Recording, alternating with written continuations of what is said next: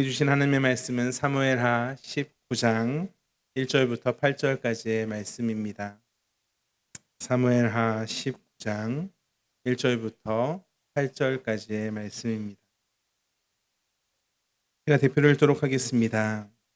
1절입니다. 어떤 사람이 요압에게 아뢰되 왕이 압살롬을 위하여 울며 슬퍼하시나이다 하니 왕이 그 아들을 위하여 슬퍼한다 함을 그날에 백성들에게 들리매 그날의 승리가 모든 백성에게 슬픔이 된지라.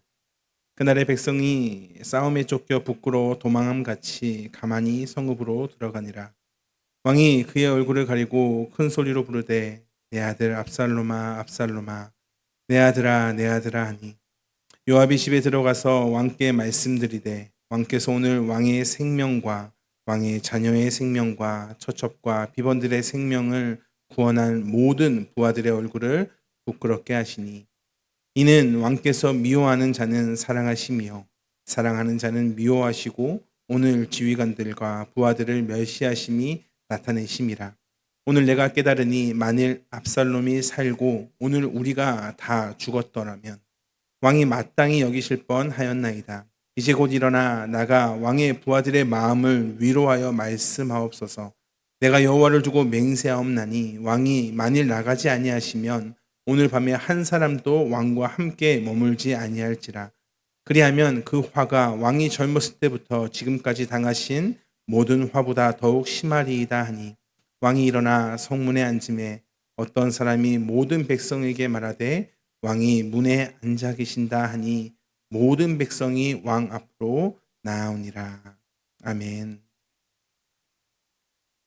사람들마다 성향이 다르고 사람들마다 회복하는 방법도 다릅니다. 여러분은 어떻게 쉬며 어떻게 회복하시는지 모르겠습니다. 크게 대표적으로 내향적인 사람이 있고 또한 외향적인 사람이 있습니다. 내향적인 사람은 옆에 누군가가 계속 말을 걸고 계속 힘들게 한다라고 생각합니다. 말을 계속 걸면 걸수록 나는 혼자 좀 조용하고 있고 싶은데 나는 좀 조용해야 되는데 라는 생각을 하죠. 반면에 외향적인 사람은 앞에 사람이 너무 조용하게 있으면 힘이 오히려 더 빼앗긴다라고 합니다. 이렇게 사람마다 각자가 다른데 이러한 사람들의 대표적인 특징 가운데 이제 시장에서 장을 볼 때도 그런 일이 있다라고 합니다. 시장에 갔는데 이제 외향적인 사람은 오늘은 생선을 살 필요가 전혀 없는 날입니다. 그런데 생선 가게 아저씨와는 인사는 꼭 나눠야 합니다. 그게 사는 맛이라고 합니다. 그래서 가서 대화를 나누고 많은 이야기 속에 오늘 생선이 뭐가 좋다라는 이야기까지 듣게 되고 그 생선으로 어떻게 요리하는 것까지 다 들어서 결국엔 두 손 가득 생선을 들고 오지요. 그러나 어떤 사람은 생선을 꼭 사야 합니다. 그런데 생선 가게 아저씨의 표정이 별로 좋지 않은 거예요. 말을 붙이지를 못합니다. 생선이 필요한데 생선은 못 사고 자기를 보고 웃어준 돼지고기 집 사장님에게 가서 고기만 사서 돌아옵니다. 사람이 다 각자가 다르고 각자가 어떠한 생각을 가지고 있는지 어떤 것으로 회복하는지 어떤 것으로 사는 맛을 느끼는지는 우리는 다 알지 못합니다. 다윗의 마음 가운데 오늘 특별히 어려움이 있었는데 오늘 본문에는 한 사람의 회복이 필요한 것이 아니라 전쟁 가운데 너무나 힘든 가운데 있는 지치고 힘든 이 백성이 어떻게 하면 회복할 수 있을까라는 고민이 이 다윗 왕 앞에 있었습니다. 자신의 아들이 자신을 배신하고 전쟁이 일어나서 그 전쟁 가운데 무려 2만 명의 사람이 죽었습니다. 형제와 형제가 서로 칼을 겨누고 그 전쟁 가운데 하나님이 다윗의 군대에 승리를 허락하셔서 결국엔 다윗의 군대는 승리를 거두게 됩니다. 그러나 이 전쟁이 끝났지만 어디에도 승리의 기쁨은 없습니다.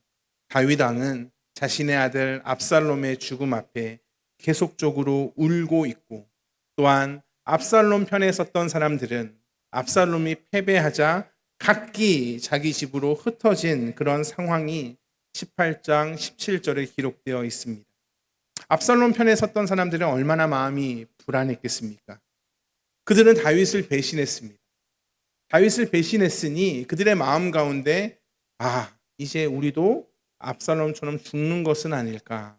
이제 우리도 압살롬처럼 이제 더 이상 살지 못하는 것은 아닐까? 이 나라에서 추방당하는 것은 아닐까라는 두려움을 가졌을 겁니다. 그러면서 그들의 마음 가운데 무너짐을 경험하게 됩니다. 하나님 앞에서 승자도 하나님의 백성이고 패자도 하나님의 백성인데 다윗은 어떻게 해야 합니까?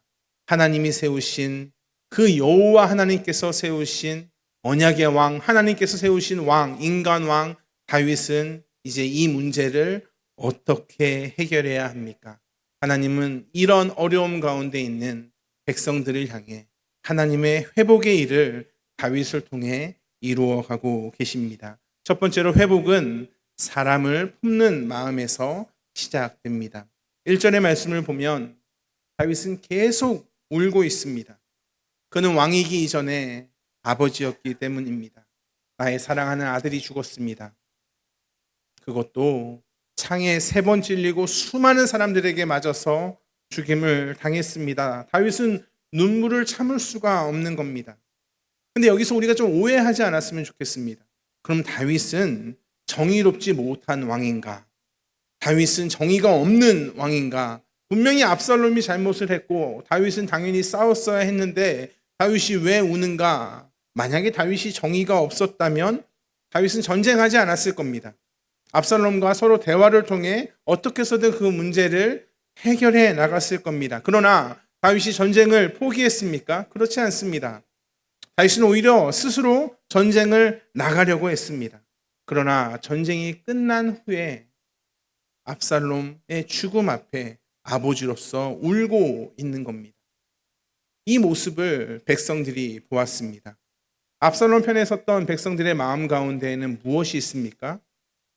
왕 다윗이 압살롬 편에 선 우리를 혹시나 해하지 않을까라는 두려움이 있습니다. 그런데 그들이 본 다윗의 모습이 지금 어떠한 모습입니까? 왕의 모습입니까? 아니면 아버지의 모습입니까? 아버지의 모습으로 서 있죠.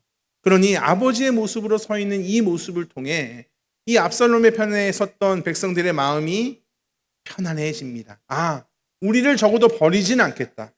이 다윗 왕이 지금 생각하는 것은 자신의 아들 압살롬의 죽음 앞에 눈물을 흘리고 있는데 적어도 이런 눈물을 흘리고 있는 사랑의 왕은 우리를 버리지 않겠구나. 우리를 보복하지 않겠구나라는 마음으로 가지게 됩니다. 그들의 마음이 이 왕의 눈물을 통해 열리게 됩니다. 반면에 국방부 장관이었던 요압은 어떻습니까? 그는 언제나 자신이 옳다라고 행동했습니다. 압살롬의 심장에 창을 찌른 것도 이 요압이지 않습니까? 그러나 요압이 왜 그랬습니까? 요압은 굉장히 현실적인 사람입니다. 그는 나라의 현실을 보고 있습니다. 군대를 봅니다. 그러니까 당연히 왕이 울고 있으면 됩니까? 되지 않습니까? 울면 되지 않습니다. 왜냐하면 왕은 지금 전쟁에 승리한 그런 상황 가운데 있습니다. 왕이 울고 있으면 왕을 위해서 목숨을 걸고 싸웠던 군사들은 자신의 희생이 헛됐다라고 생각할 수 있습니다. 오히려 내가 무엇을 잘못했나? 왕은 지금 승리보다 압살롬의 죽음만 슬퍼하고 있는데 군사들이 마음 가운데 생각할 때 우리가 싸운 것이 잘못된 싸움이었는가? 내가 혹시 실수했는가? 내가 혹시 왕께 죄를 짓고 있는가라는 생각을 가질 수 있는 상황이었습니다. 그래서 그날 승리한 군사들이 어떻게 들어옵니까? 승리했다! 잘했다! 라고 개선 장군처럼 들어옵니까? 아니요. 마치 패배한 사람처럼 조용히 성으로 들어왔습니다. 참 신기하지 않습니까? 성경이 우리에게 질문을 던지고 있는 것 같습니다. 다윗이 맞는가? 아니면 요압이 맞는가? 실제로 많은 성경학자들은 어느 사람은 다윗이 맞다, 어느 사람은 요압이 맞다라고 명확하게 이야기하는 성경학자들도 있습니다. 그러나 저는 오늘 말씀을 통해 깨닫게 되는 것은 하나님이 지금 섭리의 하나님께서 다윗도 사용하고 계시고 요압도 사용하신다라는 사실을 저는 고백하고 싶습니다. 왜냐하면 하나님이 이 두 사람을 다 똑같이 인정하신 것이 아닙니다. 이 두 사람 다 부족했습니다. 다윗은 분명히 전쟁에 승리한 왕으로 나서야만 했습니다. 요압도 자신의 뜻만 주장하면서 다윗 왕에게 그렇게 거칠게 예의 없게 나아가서는 안 됐습니다. 그러나 하나님은 이 상황을 통해 다윗 마음 안에 하나님의 마음을 보여주고 계십니다. 다윗은 눈물로 백성을 품기도 하였고 또한 요압의 거친 책망 또한 듣고 있습니다. 어떤 방법이 옳다 그르다라는 것을 이야기하기 이전에 다윗은 백성들과 요압의 마음을 다 품고 있는 언약의 왕으로 서 있습니다.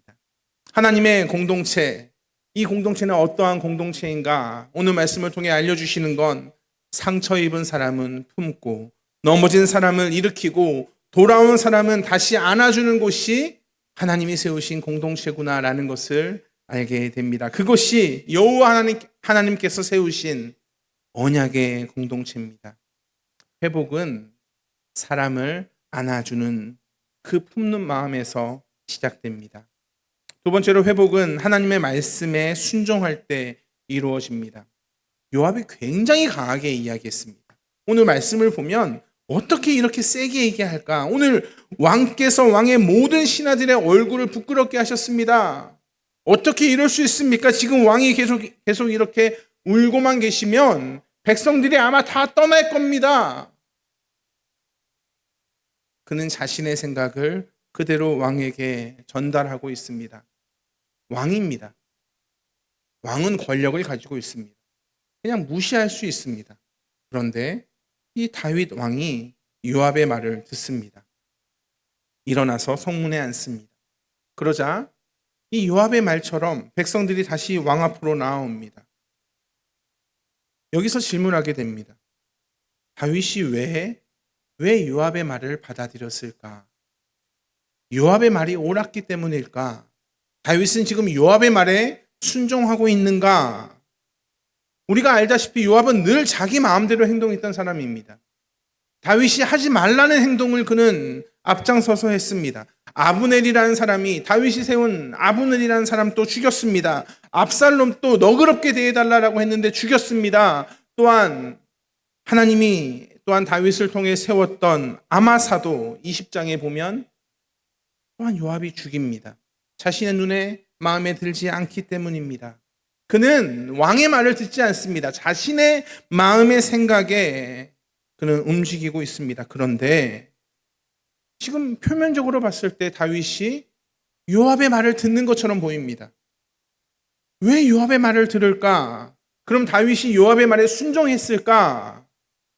아니요. 다윗은 요압의 말에 순종한 것이 아닙니다. 하나님께서 다윗에게 뭐라고 말씀하시냐면 사무엘하 5장 2절에 다윗에게 너 이스라엘을 목양해야 된다. 너 이스라엘의 주권자가 되어야 된다라고 분명히 말씀하셨습니다. 지금 그것을 돌고 돌아서 광야 가운데 있지만 다시 왕 가운데 서 가는 가운데 그는 그 말씀을 붙잡고 나아가는 겁니다. 지금은 왕으로 백성 앞에 서야 할 때라는 것을 그는 알았습니다. 울어야 할 때 울고 그리고 이제 백성 앞에서 회복해야 할 때는 회복의 모습을 보이는 왕의 모습을 다윗은 보여주고 있습니다. 이것이 하나님의 사람의 모습입니다. 마치 우리가 겉으로 봤을 때 이럴 땐 이렇고 저럴 땐 저렇고 왜 이렇게 사람이 한결같지가 않고 왔다 갔다 해 라고 느낄 수 있습니다. 한 사람은 언제나 그래 이렇게 행동적으로 행동해야지 언제나 이렇게 감정적으로 행동해야지 사람이 일관적이어야지 라고 할 수도 있습니다. 그런데 하나님의 사람은 하나님의 뜻에 움직이는 사람입니다. 자신의 감정을 따라서 움직일 때도 있고 환경을 따라 움직이는 사람도 있습니다. 그러나 하나님의 사람은 자신의 감정을 따라 움직이는 것도 아니고 환경을 따라 움직이는 것도 아니고 하나님의 뜻에 따라 움직이는 사람입니다. 겉으로 보기에는 똑같이 보일 수도 있습니다. 그러나 위기 가운데 완전한 차이점을 발견하게 됩니다. 위기 가운데 사람을 쫓은 사람, 환경을 쫓은 사람은 계속 사람과 환경을 찾습니다. 그러나 하나님을 쫓은 사람은 위기 가운데 나의 삶을 인도하시는 분이 하나님밖에 없다라고 하는 믿음의 고백으로 하나님께 나아갑니다. 마귀는 언제나 우리의 이 마음을 공격합니다. 어떻게 해서든 하나님을 바라보는 것을 막으려고 합니다. 어떻게 해서든 하나님을 보는 것을 막으려고 합니다. 내 말을 들어야지, 아니면 너의 육신의 본성의 말을 들어야지라고 자꾸 우리의 마음을 유혹하게 합니다. 창세기 3장 1절에 보면 마귀가 처음 등장하는데요. 그 말씀이 이렇습니다. 뱀이 여자에게 물어 이르되 하나님이 참으로 너희에게 동산 모든 나무의 열매를 먹지 말라 하시더냐. 여기서 중요한 사실이 있습니다. 마귀의 관심이 어디 있습니까? 물질입니까? 쾌락입니까? 명예입니까? 아니요. 오늘 처음 등장하는 이 마귀의 공격은 거기에 있지 않습니다. 그것으로 유혹하지 않습니다. 물론 우리가 유혹당하는 것이 쾌락, 물질, 명예 이런 것에 유혹을 당합니다. 건강 때문에 시험을 받습니다. 물론 그렇습니다. 그런데 마귀의 처음 공격은 거기에 있지 않았습니다. 우리가 그런 것 때문에 마음이 상하고 어렵긴 하지만 창세기 3장 1절에 마귀는 그곳으로 공격하지 않습니다. 마귀의 관심이 도대체 어디에 있을까? 마귀의 관심이 쾌락과 명예에 있었을까? 돈에 있었을까? 아닙니다. 3장 1절을 다시 한번 봅시다. 뱀이 여자에게 물어 이르되 하나님이 참으로 너희에게 동산 모든 나무의 열매를 먹지 말라 하시더냐? 지금 무엇을 묻고 있습니까? 하나님의 말씀을 묻고 있습니다. 마귀의 공격은 하나님의 말씀에 있습니다. 여러분이 하나님의 말씀대로 살면, 하나님의 말씀을 들으면 누가 패배합니까? 마귀가 패배합니다. 그러니 하나님의 말씀을 못 믿게 합니다. 하나님의 말씀대로 살지 못하게 유혹합니다. 정말 하나님이 그랬어? 정말 하나님이 그런 거 맞아? 라고 의심하게 합니다. 마귀의 최대의 공격은 하나님의 말씀을 못 듣게 하는 데 있습니다. 하나님의 말씀을 못 듣게 하는 방법 굉장히 간단합니다. 의심하게 합니다. 성경을 보지 못하게 합니다. 어느 성도님이 날마다 유명한 목사님들의 설교를 날마다 듣습니다. 몇 편이나 듣습니다. 그런데 어느 날 이 성도님과 이야기하는 가운데 정작 하나님의 말씀, 성경을 읽지 않는다라는 것을 발견하게 됩니다. 여러분, 저자직강이 좋습니까? 아니면 해설이 좋습니까? 저자직강이 훨씬 좋습니다. 아무리 좋은 설교도 해설입니다. 설교자는 말씀을 전달하는 사람입니다. 그러나 성경은 하나님께서 직접 우리에게 주시는 말씀입니다. 우리는 설교를 통해 말씀을 듣지만 결국 이 말씀 자체를 읽고 묵상하며 나아가야 됩니다. 설교가 절대로 성경을 대신할 수 없습니다. 그래서 많은 목사님들의 기도 제목, 또한 저도 그렇게 배웠고 저도 저의 기도 제목이 하나님의 말씀, 이 성경을 바르게 전하는 목회자가 되는 겁니다. 그래서 여러분이 저의 설교를 잘 들어주시는 것 너무 감사하죠. 이 부족한 설교를 잘 들어주시는 것이 너무나 감사하지만 그것보다 감사한 것은 한 주간에 여러분이 날마다 시간을 정해 성경을 피고 묵상하는 겁니다. 우리 교회에 참 많은 분들이 필사를 하고 성경을 읽고 기도하는 시간을 가지는 것을 알고 있습니다.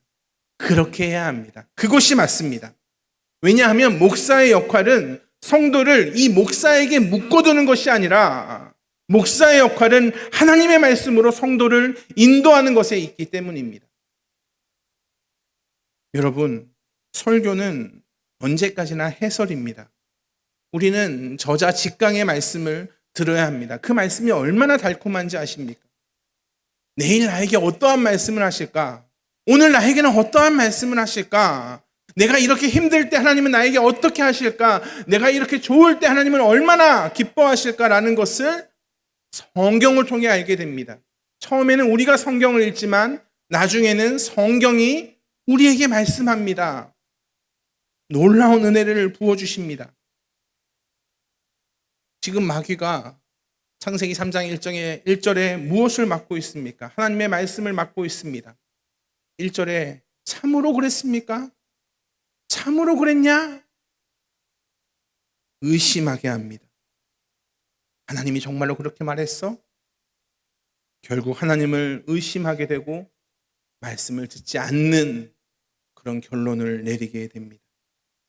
사랑하는 성도 여러분, 의심은 의심을 낳습니다. 의심은 믿음을 낳지 않습니다. 믿음이 믿음을 낳습니다. 하나님의 말씀은 사실입니다. 진리입니다. 하나님만이 최고 선이십니다. 그 하나님의 말씀을 오직 믿으시길 주님의 이름으로 축복합니다. 결국 마귀는 하나님의 말씀을 듣지 못하고 하나님의 마음을 빼앗아 버렸습니다. 하나님의 마음을 빼앗은 사람에게 어떻게 사랑의 마음이 있겠습니까? 사람이 다른 사람을 품을 수 있을까요? 불가능합니다. 사랑하는 것 대신에 정죄하고 비판하고 판단하기 쉽습니다. 그것이 우리의 본성이기 때문입니다.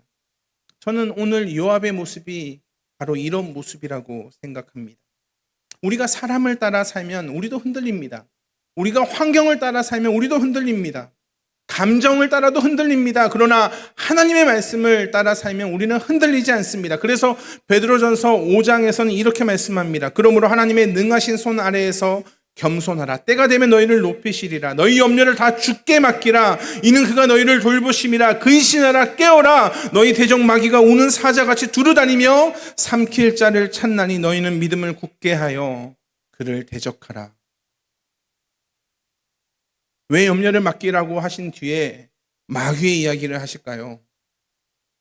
염려가 많아질수록, 의심이 많아질수록 우리는 말씀보다 내 생각을 붙잡습니다. 그게 쉽거든요. 그러나 베드로는 믿음을 굳게 하며 마귀를 대적하라고 말씀합니다. 우리의 싸움은 환경에 있지 않습니다. 우리의 싸움은 딱 두 가지에 있습니다. 말씀을 붙잡을 것인가, 아니면 내 판단을 붙들 것인가. 회복은 하나님의 말씀에 순종할 때 이루어집니다. 세 번째로 회복은 하나님의 사랑과 진리를 함께 품을 때 완성이 됩니다. 아침에 여기 주변에 많은 아파트 단지가 있으니까 학교가 참 많이 있습니다. 학교를 가는데 특히 초등학교 앞에서는 이제 아이들이 혹시나 길을 잃어버릴까 해서 부모님들이 많이 나와 계십니다. 부모님들이 자녀에게 하는 말이 거의 비슷합니다. 선생님 말 잘 들어라. 장난치지 마라. 물건 잊어버리지 마라. 혹시나 문제가 있으면 연락을 해라. 선생님 말 잘 듣고 친구들이랑 싸우지 마라. 그 말 아이들이 들을까요? 안 들을까요? 학교 정문 앞에 가는 순간 뛰어들어가기 바쁩니다. 뒤도 안 돌아봅니다. 학교에서 돌아올 때 엄마 말을 듣는 모습을 보일까요? 안 듣는 모습을 보일까요? 잠바는 어디 있는지 없어져 버리고요. 신발 안 신고 학교에 있는 슬리퍼를 신고 오는 아이도 상당히 많습니다. 다 겪으셨잖아요. 그럼에도 부모는 자녀를 기다립니다. 아니요, 기다릴 뿐만 아니고 자녀를 믿습니다. 이것이 우리를 향한 하나님의 마음입니다. 우리가 언제 부모의 마음을 알까요? 부모가 되어봐야 자식이 속색이고 자식이 말을 더럽게 안 듣는 것을 깨닫고 난 다음에 그 다음에 부모가 되죠. 그럼 우리가 하나님의 마음을 언제 알까요? 하나님의 마음을 우리의 마음에 품고 그 마음대로 어렵지만 힘들지만 사랑하고 품고 하나님의 말씀에 순종하고 한 발 한 발 내딛어 갈 때 그때 하나님의 마음 알게 됩니다. 하나님이 이러셨구나. 하나님이 이러셨구나. 그 하나님의 마음을 가지는 것이 회복의 시작입니다. 그렇다고 하나님이 여러분에게 무조건 따뜻하셨습니까? 우리 하나님 무섭잖아요. 하나님의 말씀 보실 때 때로는 너무 무섭지 않습니까? 저도 때로는 성경을 펴서 매일 묵상할 때마다 하나님 잘못했습니다가 한두 번이지 않습니다. 로마서 11장 22절에 보면 그러므로 하나님의 인자하심과 준엄하심을 보라. 사무엘하 15장 20절에 봐도 은혜와 진리가 너와 함께 있기를 원하노라. 하나님은 무조건 따뜻한 분이 아닙니다. 하나님의 사랑은 진리와 분리되지 않고 하나님의 진리는 사랑과 분리되지 않습니다. 은혜와 진리, 인자와 준엄, 이것이 같이 계신 하나님이십니다. 하나님이 이것을 같이 사용하십니다. 그래서 우리가 쉽게 이렇게 생각합니다. 그러면 하나님이 나에게는 준엄한 마음을 주셨고 나에게는 진리의 마음을 주셨나 봐. 아담의 후손인 모든 인간은 다 타락한 인간입니다. 타락한 인간은 사랑도 자기 중심적으로 왜곡하고 진리도 다른 사람을 판단하는 도구로 사용합니다. 그래서 우리는 하나님의 사랑과 진리를 말하면서 그 하나님의 진리는 하나님께서 말씀하시게 해야 되는데 우리가 자꾸 하나님의 진리를 말하는 것처럼 착각할 때가 있습니다. 그 대표적인 인물이 바리새인들입니다. 예수님이 가장 미워하셨죠. 그들의 행동이 잘못돼서 그런가? 아니요. 그들의 행동은 맞습니다. 그들의 말도 맞습니다. 그런데 그들을 강하게 책망하신 이유는 그들이 사람을 살리지 못했기 때문입니다.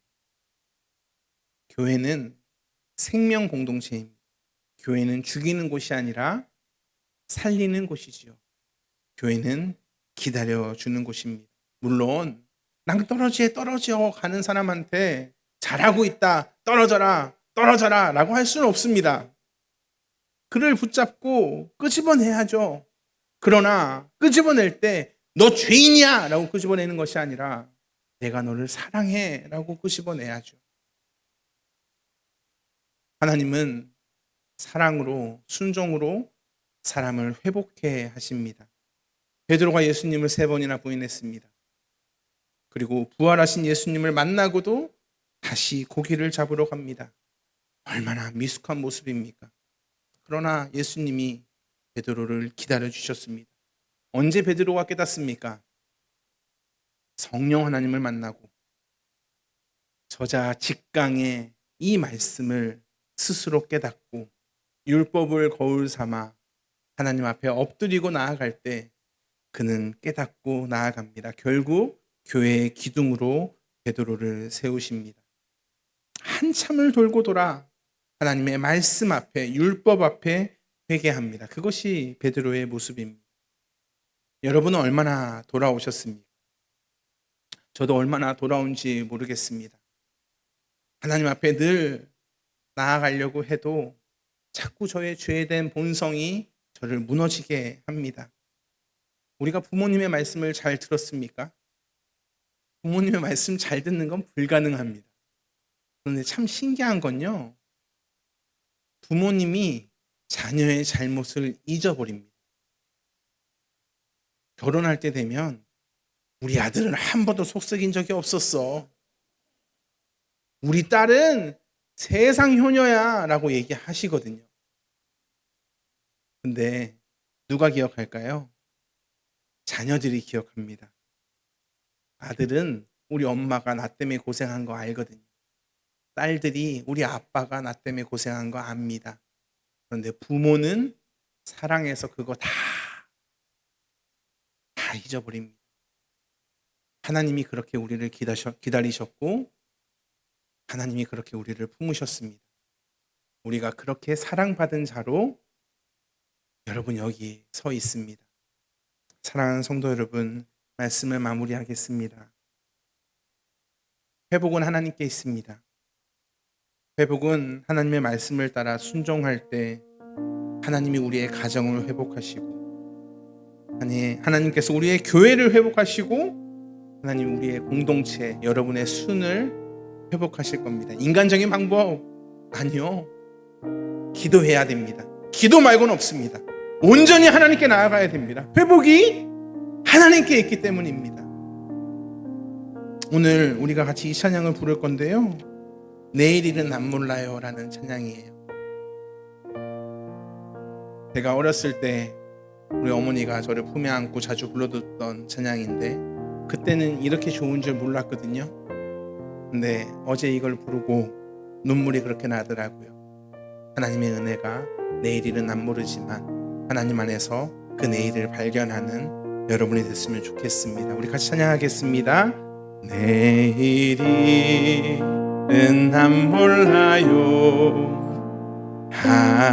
하루하루 살아요. 불행이 나 여행함도 내 뜻대로 못해요. 험하니 길 가고 가도 끝은 없고 고네요. 주님 예수 발레미사 내 손 잡아주소서. 내일일은 난 몰라요. 장래일 몰라요. 아버지여 날 붙드사 평탄한 길 주옵소서. 좁은 이 길 진리의 길 주님 가신 그의 길 힘이 들고 어려워도 찬송하며 갑니다. 성령이여 금성을 항상 들려주소서. 내 마음은 정했어요. 변치 말게 하소서. 아멘. 내일일은 난 몰라요. 장래일도 몰라요.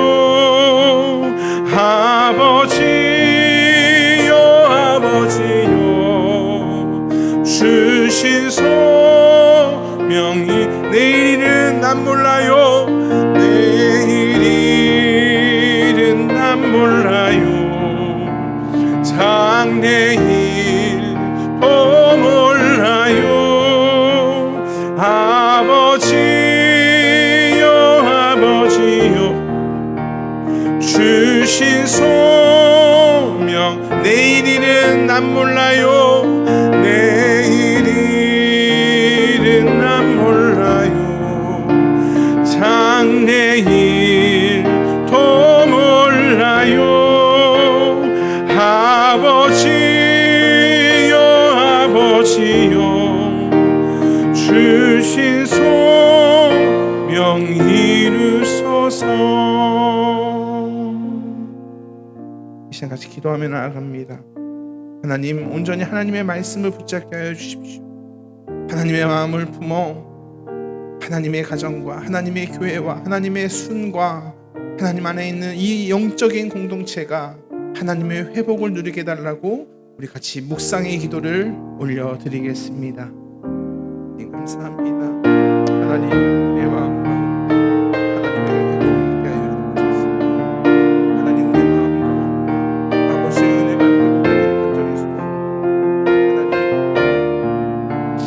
하나님의 은혜 가운데 있게 하여 주십시오. 하나님의 섭리가 있게 하여 주옵소서. 우리 예상하지 못한 방법도 오라 말씀입니다. 내일을 모르겠습니다. 아무것도 알지 못하는 그 가운데 우리가 하루 가야 될지 오늘 가야 될지도 모르시며 하나님의 성리를 믿으며 하나님 안에서의 회복이 있게 하셔서 하나님 안에서 영광이 있게 하셔서 하나님의 아름다우심만 있게 하여 주옵소서. 우리 교회가 회복되기를 원합니다. 우리 순이 회복되기를 원합니다. 우리 나라가 회복되기를 원합니다. 하나님 안에서의 회복이 있습니다. 회복하는 마음은 하나님께 있음을 고백합니다.